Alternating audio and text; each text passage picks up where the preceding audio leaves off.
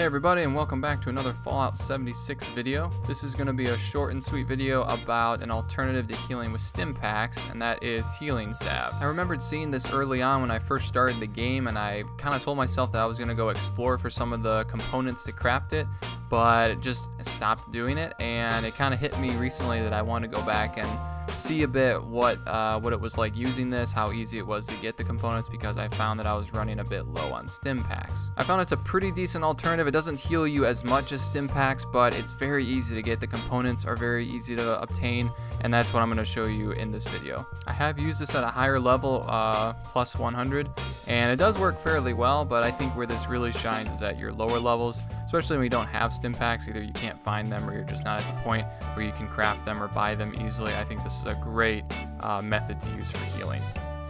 So if you head to Flatwoods, it's going to be the first town you come across, so I'm sure you know where it is, just south of Vault 76 here. And if you come here along the river, this is where you can find the first component, which is Bloodleaf. This, I found the other components pretty easily when I was first starting out, but I found that Bloodleaf was the ingredient that stymied me a bit, and that's why I ended up giving up on this, but it's pretty easy to find. It spawns along rivers, near as I can tell, in the forest area.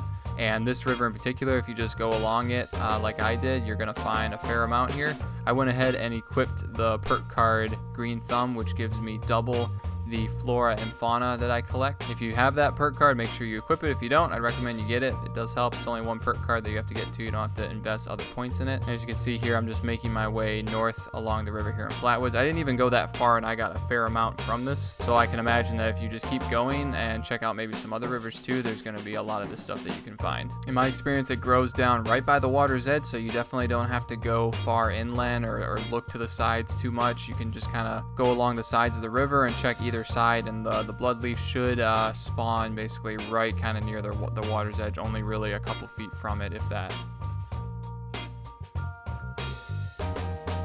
And the next ingredient you need, of course, is soot flower, and if you come here around Flatwoods, this is near where those, I believe it's 3 or 4 wild mongrels that pretty much always spawn. If you just come up on the hill here, you'll find there's actually soot flower right here. This is what it looks like. It's kind of bluish, and it spawns very prevalently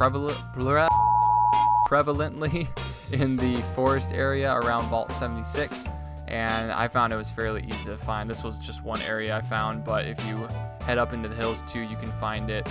And once again, if you have the Green Thumb perk card, then you're going to get double the amount, which is fantastic.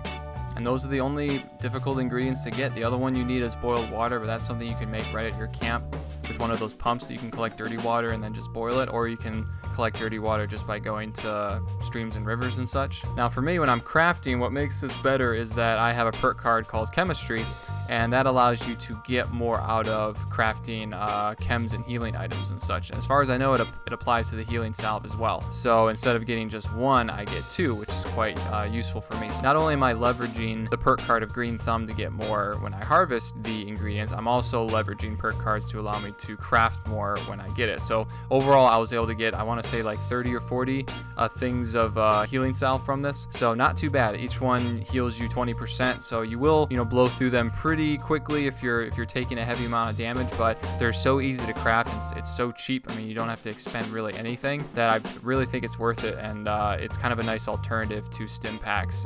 Even if you're using like diluted stimpaks and such, I think it's a good complement to it. I still have stimpaks that I use, but I save those for the more heavy damage encounters and kind of use this as, just my go-to for everything else. So hopefully you guys found this a bit helpful and informative. Like I said, many of you might be aware of this, and you might have just kind of put it on the back burner like I did, so I did want to bring it out there for you guys to take a look at and realize that it's pretty easy to get these ingredients. As always, if you found this video to be helpful and or enjoyable, I'd appreciate if you would leave a like, a comment, and subscribe for more videos.